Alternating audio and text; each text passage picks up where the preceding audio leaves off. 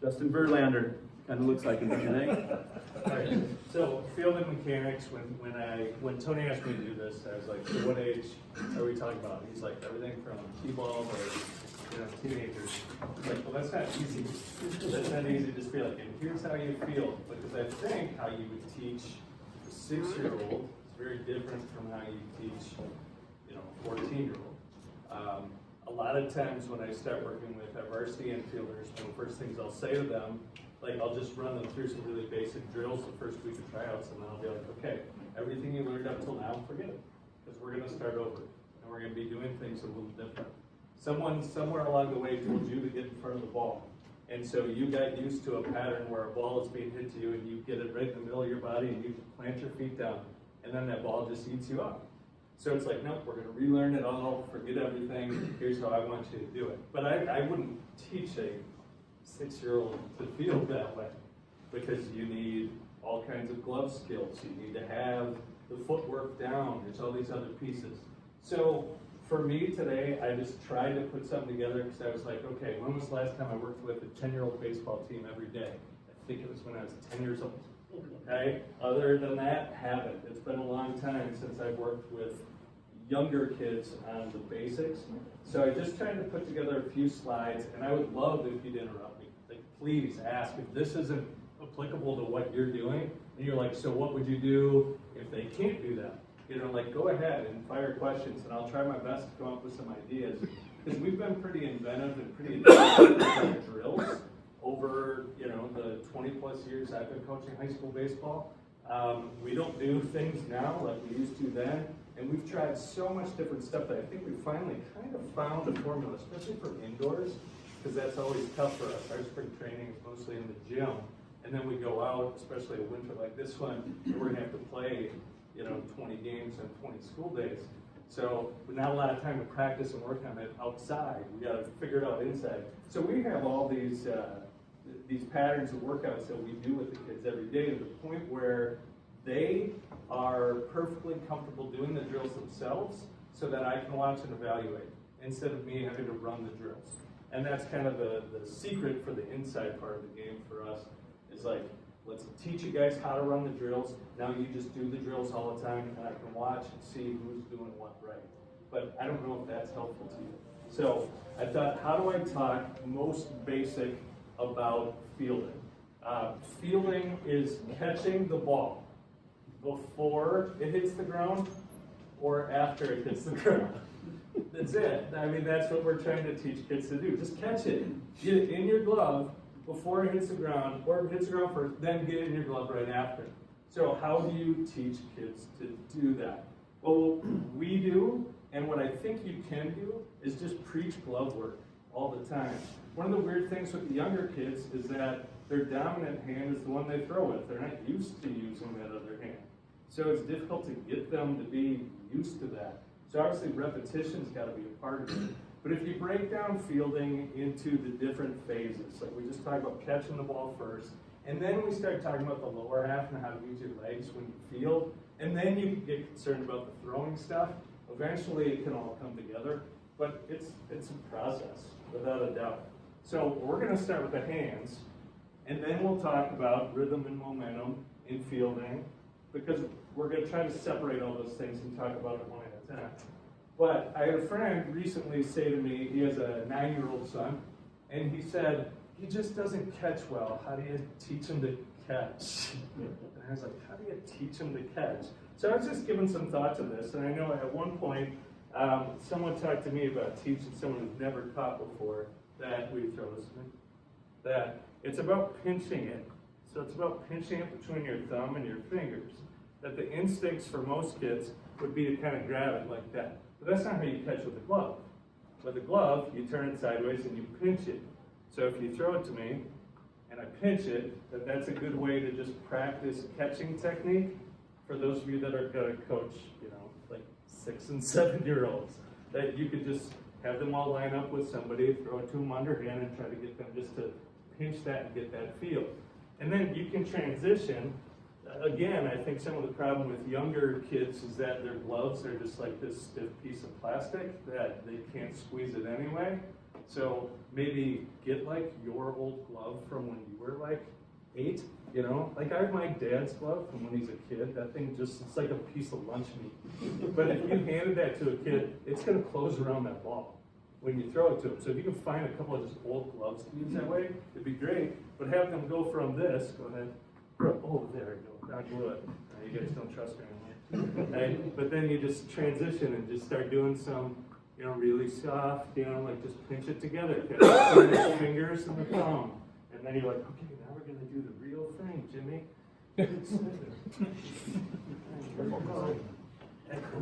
You know, that this can be something basic that just gets them started at least with catching for the youngest levels.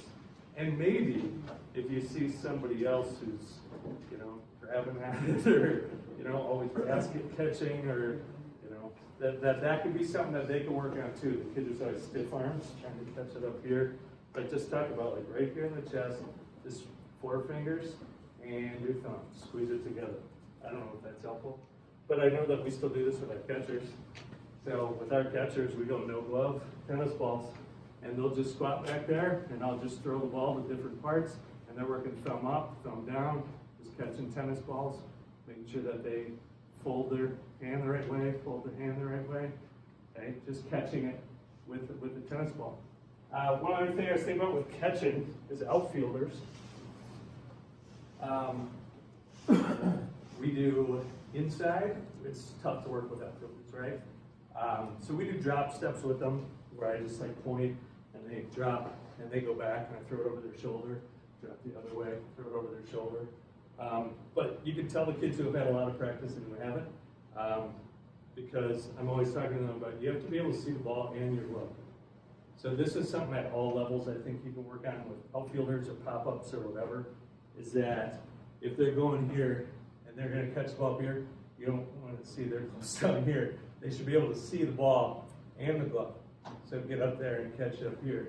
If it's on your backhand side, it's the same thing. You see kids going out like this, and it's like, man, that's not going to work. Right? Instead, get up here so you can see the ball and see your glove. So that's just another tip that I was thinking. As far as catching goes, that's something you might be able to see with some of your outfielders that are catching it down here, catching it here, right? Over here, up here.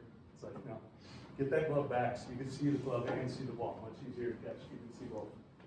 Questions on catching? All right, let's go to some separation now for infielders. We do tons of stuff on our knees, and it works. Our kids get better and better with their hands the more they do stuff on their knees. I like these 2 pictures because this is one of our guys, and that's Evan Longoria. And look, they're both smiling as they're doing the drills. I think so. It's fun. You just go on your knees, and people fire baseballs at you, and you're kind of like, what can I do? I can't move. So you're going to have to learn to use your glove. But the way that we do a progression here is that I would get somebody on their knees, and with the smaller kids, I would probably throw underhand to them and just have them short hop, move the glove forward. You can try forehands and backhands, but just try and drop it so that they can pick it right off the ground. Like you don't want them to catch it right there, but just get it so they can pick it off the ground, and just practice getting them moving the glove forward, taking short hops on their knees. If we get a little bit more advanced, then you can do in between hops. So a lot of coaches will talk about like ideal fielding position, you know, would be like here with both hands. My guys don't look like that very often. The only time my infielders look like this is if they're fielding an in-between hop. Because this one is to make sure they don't get killed in the face, or to make sure they can maybe salvage a play if their hands are soft enough as they bring it in. So we do that one too on knees, where I just say, when we do short hops, it's arm back or arm out of the way when we do the short hops. But if we do in between hops, I'll throw them so it's not too dangerous. And they know they're coming. I'll be like, in between hops, let's work it. So I'll bounce it out there, and now they have to funnel it in towards their throwing shoulder. That's what we try and do. So I'll just throw it in. They kind of go soft hands and bring it in. But usually with fielding, we're aggressive up front. Short hops out front. That in between hops, what you want to avoid. And the way you avoid it is with your lower half. So that's what we would do later. We do hit balls at guys on their knees. I don't know if I do that with little kids.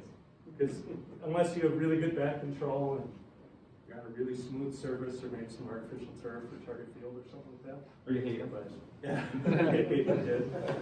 You want some kid that you're like, I don't really want you to play in field, so it'll prove that you can. All right. Something Coach and I were talking about was like glove position, because that's another thing that a lot of kids will come in and they'll be like, okay, you know, like I'm here, like showing my glove to the hitters, and that's not a very comfortable position, and it doesn't make you very agile to like go to a backhand or anything. So it should be a relaxed glove position. So it's just another thing that I was thinking, like I see a lot of kids that are here, and they should just be like arms bent at about 90, and the glove should just be kind of pointing down, thumb down, so that you're ready to go either way or come forward. So just relaxed glove, something that you can work with. After we've done all the hand work, that's when we work the lower half. So just put some notes together, offset the ball to the glove side. So if a ground ball is coming at me, I want to line that up with this leg with my glove side. Not right in the middle, not heels right in the middle. I want to line up with my glove side. I want to use my feet to control the hops. I'll talk more about that in a second. Break down your footwork as the ball's approaching you and you're approaching the ball. Small steps, and that's right, left field, right, left throw, which is a phrase you should all know. If you're working with infielders, right-handers, okay? And it's long and wide. So your right foot would be a big step after you've broken it down to field that ball. Long step with your right, wide step with your left. Now it's in the middle of your body. And then at the target, right, left, throw. So there you go. Throw it in front. This is something you'll see a lot, usually third baseman. Third baseman like to do this one, where they'll field it, and they'll come around back like this. And then they'll try to throw kind of across their weight that way. And so I always say to them, like, where are you throwing? Like, if you're fielding it, you're going here, your weight's going somewhere over by second base. Now you're trying to throw it to first. It's not going to make for a strong throw. Just always encourage your infielders to step towards the target front before they throw. Should I be getting winded from all this activity? Offsetting the ball or beat cutting. This is just another, it's a language thing. We've all been told so many times to get in front of it. Get in front of the ball, get in front of the ball. This kid's so afraid of the ball, he's got to get in front of the ball. If you got a kid who's afraid of the ball, teach him how to beat cut or offset, because it's better fielding anyway. So if they line up with glove side, a beat cut would be on that small steps. When you take your step, you go wide, and then you feel it coming this way, going towards first base. Or it can be more gentle. You can just kind of take your small steps that way and break down right, left, throw. All right. So this is all, you'll get it, whatever. if you go to Twins games or you go to college games and you watch, those guys take ground balls. Go ahead and money direct so you catch her up. I do, yeah. I'm tired, I was bending over. But you'll see the ball is hit to him, and that shortstop, he's way outside of this, right? And then he's fielding himself through that to make it work. And someone's like, he just wants to be flashy, or he's just from the island, he just wants to be flashy. But that part of that's true. But the fact of the matter is that they're getting around the ball. They're over exaggerating getting around the ball. You'll see them all the time. They're way out and around that, dancing, and then getting themselves through that. But they're gaining all of this ground. They're getting around the ball. It's not coming right at me. I don't have to eat this thing in the mouth. Right. And the other thing I would argue about that's good about this is that if the ball's coming right at you, it's hard to read those hops. And it's hard to read the speed of the ball. So when you work around it, you can see the hops. You get a better look at that parabola that the ball's following, so you can better predict where that ball's going to hop and make sure you're not getting that in-between hop, but instead you're getting the hop you actually want. So this is the aha moment that kids have always when we start working in the spring, is when they start thinking about the hops and that they can control the hop. If you tell somebody to get in front of the ball and feel in the middle of their body, they're going to have this ball coming right at them, and you've heard the phrase, like the ball plays them instead of them playing the ball. They're going to get that in-between hop, and it's just going to eat them up.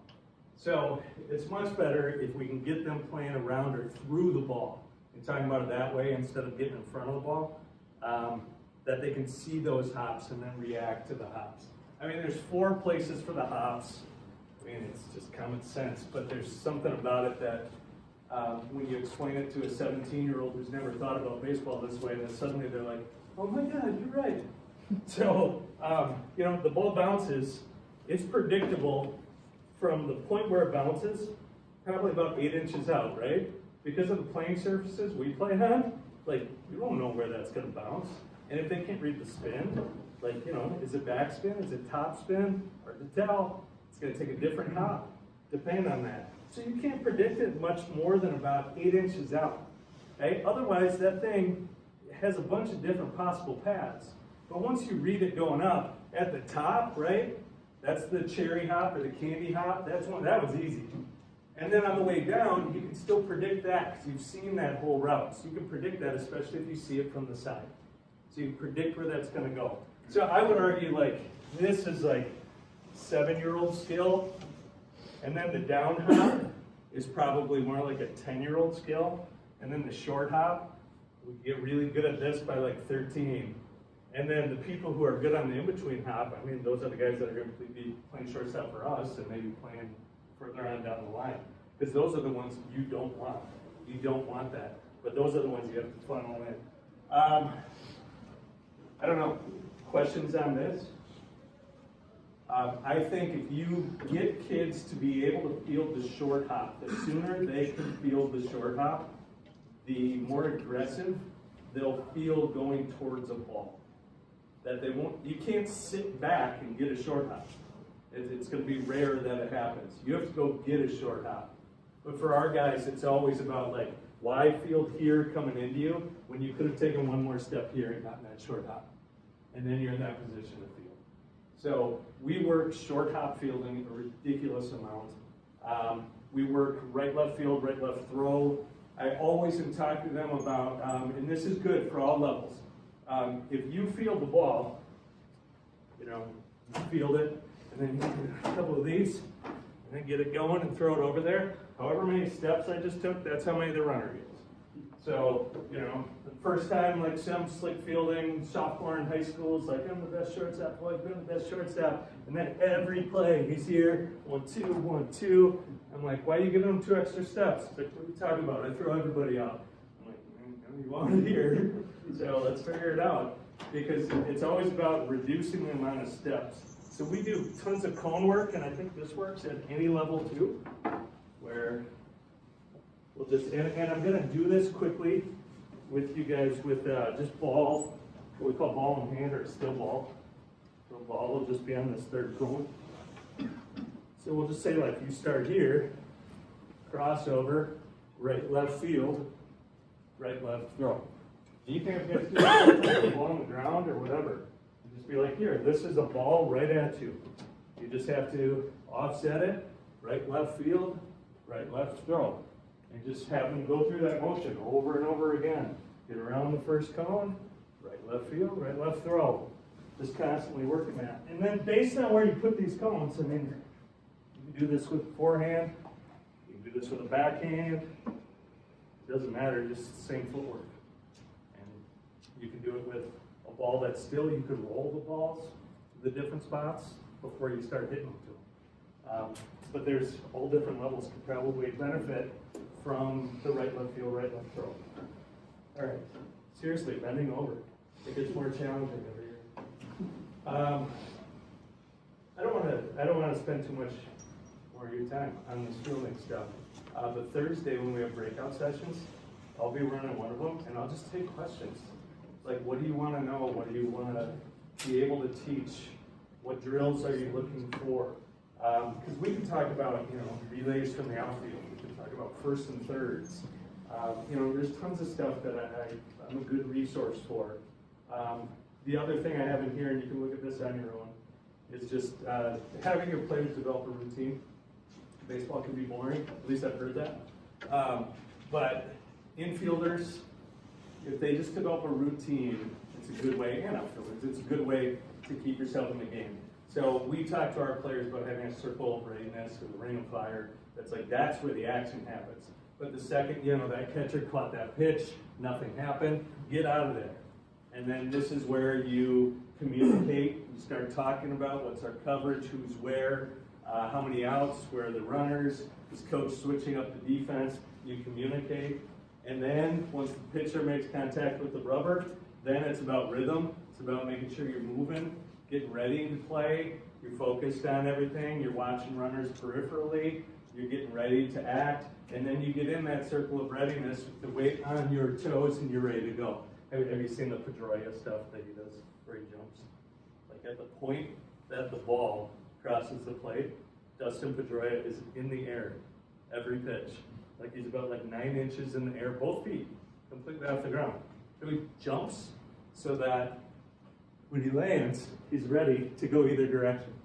So he jumps into his circle of readiness. Don't teach that, but it's interesting to watch. Go on YouTube, watch that. It's crazy. But big list of fielding drills, and I can answer questions about any of this stuff on Thursday if you have it. And then there's some videos on some of the drills available if you want to look at that.